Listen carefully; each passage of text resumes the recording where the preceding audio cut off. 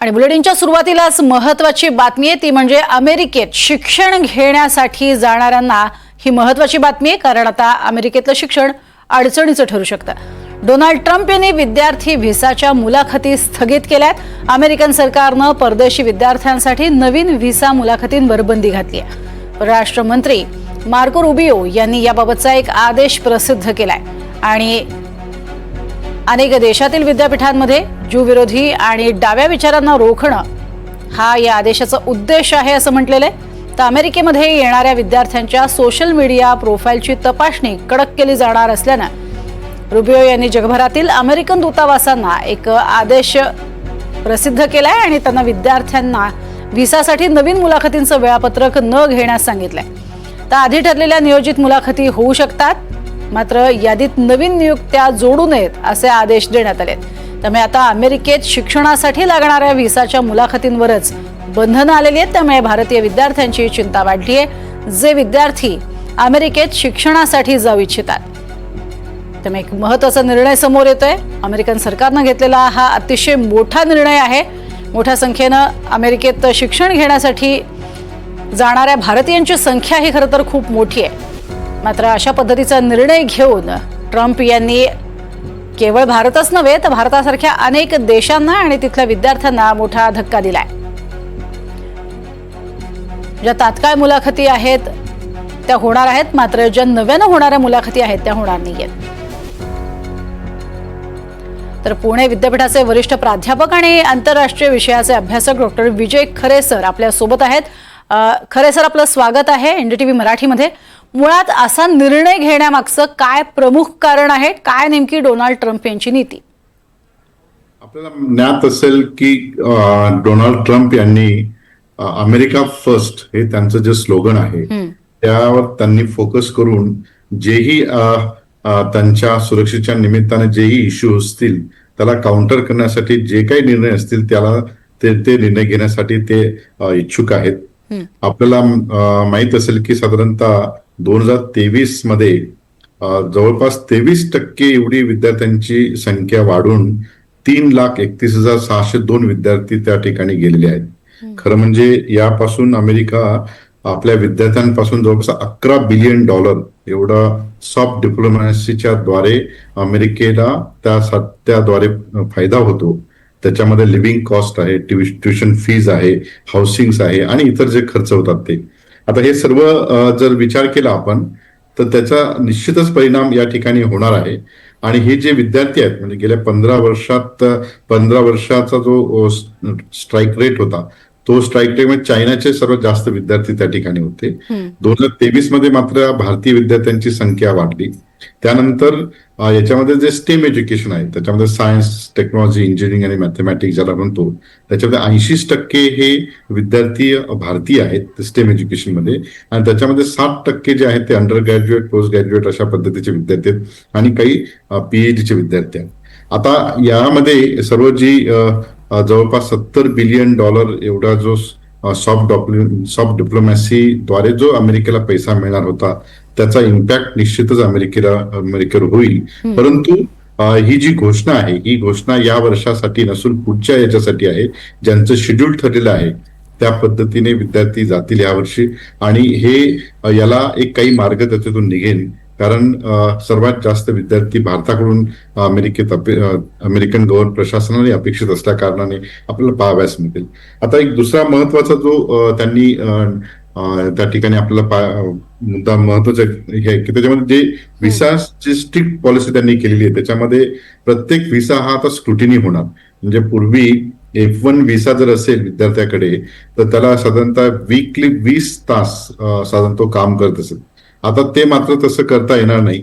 आणि दुसरीकडे इकडे अमेरिकन डॉलरची किंमत वाढल्यामुळे पालकांवरही त्याचा बोजा पडणार आहे। म्हणजे आपले जे मिडल क्लास आणि थोडेसे ज्यांच्याकडे पैसा आहे ते विद्यार्थी त्या ठिकाणी जात होते आणि तिथे जाऊन साधारणतः वीकली 20 तास काम करून त्या ठिकाणी त्यांचं उदरनिर्वाहाचा अधिक सपोर्ट त्या पॉलिसीद्वारे मिळत होता, तो आपल्याला इथे आता मिळताना दिसणार नाही। आणि म्हणून या ठिकाणी हा प्रश्न मुद्दा महत्वाचा आहे।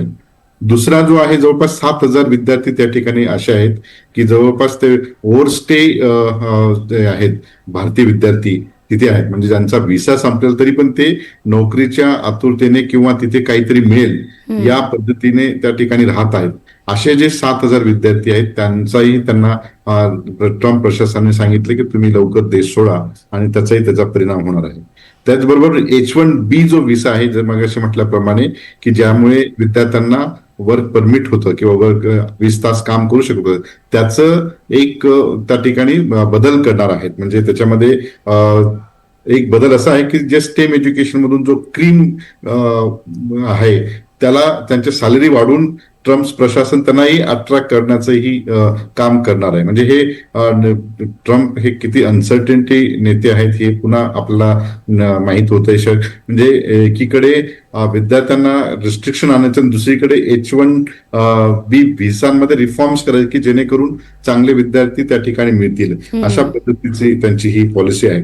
आणि या पॉलिसीमुळे एक जो पूर्वी ज्याला म्हणतो state and exchange visitor program म्हणजे इंटरनॅशनल इन्स्टिट्यूट ऑफ एज्युकेशन जे आहे किंवा फुल ब्राईट प्रोग्राम असेल किंवा इतर US स्टेट डिपार्टमेंट कडनं जे शॉर्ट टर्म प्रोग्राम होते तेही ते हे करणार आहेत, त्याला रिव्हिजिट करणार आहेत.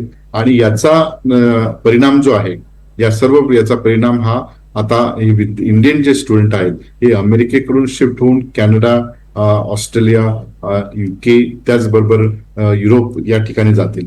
आता जर नीट तुम्ही स्टॅटिस्टिकल फिगर बघितल्या त्याच्यामध्ये असं दिसेल आपल्याला की साधारणतः आपण पहिली जी भारतीय मानसिकता जी आहे म्हणजे भारतीय पॅरेंटची मानसिकता, ह्या विद्यार्थ्यांना परदेशी पाठवण्यामध्ये उच्च शिक्षण त्या विद्यार्थ्यांची फार इच्छा नसते, परंतु पॅरेंट्सला एक स्टेटस असतं, पॅरेंट्स त्या ठिकाणी जास्त त्या ठिकाणी इन्व्हॉल्व्ह असतात आणि म्हणून त्यांची पहिलं डेस्टिनी जी आहे ते US, UK, ऑस्ट्रेलिया असं होतं. आता 2023 मध्ये मी मगाशी म्हटलं 3 लाखापेक्षा जास्त अमेरिकेत जवळपास 35% विद्यार्थी वाढलेत आणि त्याचबरोबर ऑस्ट्रेलियामध्ये सेकंड क्रमांक आहे 1,26,487 विद्यार्थी. त्याच्यानंतर जवळपास 90,000 जवळपास युकेला आणि युरोपमध्ये जवळपास 50,000 विद्यार्थी. हा जो ट्रेंड आहे हा ट्रेंड आपल्याला आता मायग्रेंट होऊ शकतो युरोपमध्ये. परंतु युरोपमध्ये सुद्धा आता ज्या पद्धतीने जर्मनीने सिरिया आणि इतर याला पॉप्युलेशन इन्व्हॉल्व्ह केलेले आहे त्यामुळे तिथेही लोकांची अशी धारणा आहे की त्या ठिकाणी जे परदेशी विद्यार्थी त्यांच्यावर काहीतरी बॅन करावा आणि म्हणून युरोपमध्ये सुद्धा आपल्याला काही चॅलेंजेस आहेत. यासाठी आता गव्हर्नमेंट ऑफ इंडियाने म्हणजे भारत सरकारच्या राष्ट्रीय शैक्षणिक धोरणाच्या नुसार आता एक नवा ट्रेंड पाहावयास मिळतोय की जे विद्यार्थी परदेशात जात आहेत त्या विद्यार्थ्यांना भारतातच एक नवी डिग्री कशी मिळेल, 2 वर्ष विद्यार्थी भारतात शिकेल, 2 वर्ष त्या देशात शिकेल, अशा पद्धतीचे 2+2 मॉडेल येत आहेत. त्याचबरोबर परदेशी विद्यार्थी भारतात येऊ पाहत आहेत, म्हणजे जेणेकरून हा पैसा जो आहे हा पैसा बाहेर न जाता इथे राहील, अशा पद्धतीचे आपल्याला त्या ठिकाणी एक नव्या पद्धतीचे धोरण आता हे जे विद्यार्थी आहेत या विद्यार्थ्यांमध्ये काही महत्वाच्या फेलोशिप आहेत. म्हणजे हे जे मी फिगर सांगितलं याच्यामध्ये काही स्टेट्स आहेत, म्हणजे केरळ असेल, राजस्थान असेल, महाराष्ट्र असेल, इतर प्रगत जे राज्य आहेत यांनी काही स्कॉलरशिप दिलेले की ज्याद्वारे विद्यार्थी अमेरिकेत आणि प्रगत देशात जातात. त्याचबरोबर काही विद्यार्थी काही स्कीम्स आहेत गव्हर्नमेंट ऑफ इंडियाच्या, विशेषतः नॅशनल ओव्हरसीज स्कॉलरशिप जी आहे या नॅशनल ओव्हरसीज स्कॉलरशिप नुसार राष्ट्रीय पातळीवरचे जे विद्यार्थी जे मेरिटोरियस विद्यार्थी आहेत त्यांना स्कॉलरशिप मिळते आणि त्यांचाही कल हा अमेरिकेकडे असतो. नंतर doctor Babasaheb Ambedkar scheme for interest subsidies म्हणजे सबसिडीमध्ये जी एज्युकेशन फीज आहे त्याच्यामध्ये सबसिडी आणि काही लोन फॅसिलिटी अशी एक स्कीम आहे, त्याच्याद्वारे काही विद्यार्थी जातात. नंतर फुलब्राईट नेहरूच्या द्वारे काही विद्यार्थी आणि काही फॅकल्टी त्या जातात. काही स्टेट लेवलच्या स्कॉलरशिप त्या ओव्हरसीज आहेत, विद्यानिधी वगैरे जे आहेत. केरला गव्हर्नमेंटची स्कॉलरशिप आहे, राजस्थान गव्हर्नमेंटची स्वामी विवेकानंद स्कॉलरशिप आहेत. या स्कॉलरशिपद्वारे त्या ठिकाणी विद्यार्थी परदेशात जातात.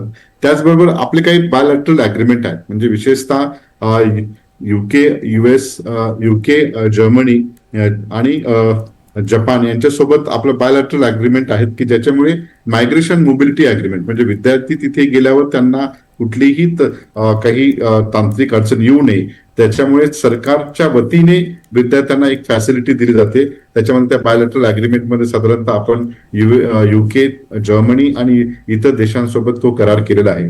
त्याचबरोबर US आणि भारत आणि अमेरिकेमध्ये जी क्रिटिकल एमर्जिंग टेक्नॉलॉजीमध्ये त्याच्या अंतर्गत हे परदेशी विद्यार्थ्यांना प्रमोट करावं अशा पद्धतीचा तो अग्रीमेंट आहे. आणि नंतर मदत एक पोर्टलद्वारे मिनिस्ट्री ऑफ एक्सटर्नल अफेअर्सचं जे पोर्टल आहे त्या ठिकाणी आहे. याच्या उलट आता ह्या झाला हा ट्रेंड भारतीय विद्यार्थ्यांचा परदेशात जाण्याचा, परंतु परदेशी विद्यार्थ्यांचा भारतात येण्याचा जो ट्रेंड आहे साधारणतः वर्षाकाठी म्हणजे जवळपास 40 ते 42 हजार विद्यार्थी किंवा साधारणतः 50,000 विद्यार्थी भारतात येतात. परंतु ते जे येतात त्याच्यामध्ये मोस्ट ऑफ द स्टुडंट म्हणजे जास्तीत जास्त जो स्टुडंटचा भरणा आहे तो आपल्या शेजारी राष्ट्रांचा आहे. म्हणजे एकूण 40-42 हजारच्या एकूण विद्यार्थ्यांच्या संख्येचे 20-25% नेपाळचे आहेत, तर बांगलादेश आहे, त्याचबरोबर इतर शेजारी देशांचे आहेत, व्हिएतनामचे आहेत, कंबोडियाचे आहेत, मिडल ईस्टचे आहेत, आफ्रिकेचे आहेत. आणि ह्या विद्यार्थ्यांचा जो ट्रेंड आहे भारतात शिक्षण घेण्याचा ते इंटरनॅशनल याच्यामध्ये ओव्हर अँड अबोव्ह कोठ्यामध्ये ते ऍडमिशन घेतात. त्यांचा जो ट्रेंड आहे तो स्टेम एज्युकेशन म्हणतात, ज्याला सायन्स, टेक्नॉलॉजी, इंजिनिअरिंग, काही अंशतः त्या ठिकाणी प्रोफेशनल कोर्सेस आहेत, फार्मसी वगैरे इथे आहे. परंतु वेस्टर्न वर्ल्डचा भारतीय विद्यापीठामध्ये सायंटिफिक डिग्री घेण्यासाठी फारसा नसतो. म्हणजे मी माझ्या या आंतरराष्ट्रीय केंद्रामध्ये आतापर्यंत साधारणतः 106 देशातून जवळपास 13,000 पेक्षा जास्त विद्यार्थी मी स्वतः इन्व्हॉल्व्ह केलेले आहेत. आणि याच्यामध्ये जो ट्रेंड आहे तो मी जो बघतोय तो ट्रेंड याच्यामध्ये सायंटिफिक डिग्री घेण्यासाठी या देशांचा भरणा आहे. परंतु बायोलॅटरल अग्रीमेंट किंवा MOU द्वारे परदेशी जे विद्यार्थी आहेत वेस्टर्न वर्ल्डचे ते मात्र सोशल सायन्सेस, परफॉर्मिंग आर्टसाठी येतात, मात्र सायंटिफिक डिग्रीसाठी ते येत नाही. आणि ते मोठं चॅलेंज भारतीय विद्यापीठांना आणि भारतीय संपूर्ण शिक्षण पद्धतीला आहे. आणि त्यासाठी गव्हर्नमेंट ऑफ इंडियाने मग नवीन पोर्टल तयार केले, स्टडी इन इंडिया, ज्याद्वारे आता संपूर्ण विद्यापीठांची माहिती एका पोर्टलवर असणार आहे. आणि त्याद्वारे जे कोणी भारतात येतील त्यांनी त्या पोर्टलला लॉग इन करून त्यांना जे कोर्सेस असतील त्या कोर्सेसला त्या ठिकाणी ऍडमिशन डायरेक्ट तिथून मिळेल आणि ते पुढे येतील. अशा पद्धतीचं एक म्हणजे गव्हर्नमेंट ऑफ जी NEP 2020 मध्ये जे व्हर्टिकल आहे उच्च शिक्षणाचे आंतरराष्ट्रीयकरण, हा एक महत्वाचा एक व्हर्टिकल मध्ये भारत सरकार काम करते आणि वेगवेगळे विद्यापीठ काम करतात. परंतु आता अमेरिकेच्या या प्रश्नामुळे मात्र इथून पुढील कालखंडामध्ये जे स्टेम एज्युकेशनकडे भारतीय विद्यार्थ्यांचा भरणा होता. आणि त्याचं कारण असं आहे की त्या ठिकाणी त्या विद्यापीठांमध्ये जी शैक्षणिक पद्धत आहे, ज्या पद्धतीचं फ्री आणि फेअर त्या ठिकाणी अकॅडमिक कम्युनिटी त्या ठिकाणी त्यात काम करून घेतात आणि आपले विद्यार्थी सिन्सिअरिटी, ऑनेस्टी काम करतात, त्याचा बेनिफिट म्हणून जो ट्रेंड आहे म्हणजे प्रत्येकाला चीफ व्हावं लागतं किंवा अशा पद्धतीचं एक मोठं एक स्वप्न घेऊन ते अमेरिकेत जातात. आणि याच्या उलट मात्र चीनचं असं आहे की चीनची जी संख्या याच्यापेक्षा पूर्वी जास्त होती 2023 पूर्वी, परंतु चीन गव्हर्नमेंटने 5 वर्ष तो विद्यार्थी परदेशात राहणार आणि 5 वर्ष झाल्यानंतर कंपल्सरी त्यांनी आपल्या देशात येऊन नेशन बिल्डिंग प्रोसेसमध्ये काम करावं. त्याच्या उलट भारतामध्ये मात्र जे विद्यार्थी गव्हर्नमेंट स्कॉलरशिप किंवा IIT, IIM किंवा पब्लिक सेक्टर मधून जे जातात ते मात्र येत नाहीत. मोठे पॅकेजेस त्यांना मिळतात परंतु त्याच्यावर काही ध्येय धोरण नाहीत. आणि म्हणून हा संपूर्ण ट्रेंड जो आहे आपले विद्यार्थी परदेशात जाण्यासाठीचा त्याच्यावर एकदा रिव्हिजिट करणं गरजेचं आहे. नवा भारत किंवा एक नव्या विकासाचे जर स्वप्न पाहिजे असतील तर आपल्या विद्यार्थ्यांना आपल्या ठिकाणी चांगल्या सुविधा उपलब्ध करून ते राष्ट्र उभारण्यासाठी कसे काम करतील यासाठी आपल्याला प्रयत्न करावा लागेल. आणि ट्रम्प प्रशासनाचं जे संपूर्ण धोरण आहे याच्यावरती कन्सल्टंटी आहे एक त्या व्यक्तीवर, म्हणजे अजूनही त्यांना म्हणजे भारत पाकिस्तान युद्धाच्या वेळेस त्यांनी सांगितले 1000 वर्षाचा हा प्रश्न वगैरे वगैरे अशा पद्धतीचं त्यांचं स्टेटमेंट असल्या कारणाने हे प्रॅक्टिकली किती इम्प्लिमेंट करणार हा एक मोठा प्रश्न आहे. परंतु या निमित्ताने का होईना आपले विद्यार्थी परदेशात जात असताना ज्या तांत्रिक गोष्टी आहेत त्याविषयीची माहिती मिळणं फार गरजेचं आहे. अगदी. आणि सर तुम्ही म्हणताय तसं मुळातच आता जे विद्यार्थी बाहेर जाऊ इच्छित आहेत त्यांच्यासाठी आता भारतातच कशा पद्धतीनं दालनं वेगवेगळी उपलब्ध आहेत हे सांगून देण्याची सुद्धा वेळ आलेली आहे आणि त्यांचा ओढा तिकडे कमी होईल यासाठी सुद्धा आपण प्रयत्न करणं गरजेचं आहे. मात्र अशा पद्धतीनं घेतलेले निर्णय आणि अर्थातच त्यांची सोशल मीडिया अकाउंट तपासणी वगैरे या सगळ्यावरनं आता अमेरिकन सरकारवरती सुद्धा जोरदार टीका होईल हे मात्र निश्चित आहे. खूप खूप धन्यवाद खरे सर, तुम्ही आमच्याशी बोललात, माहिती दिलीत त्यासाठी.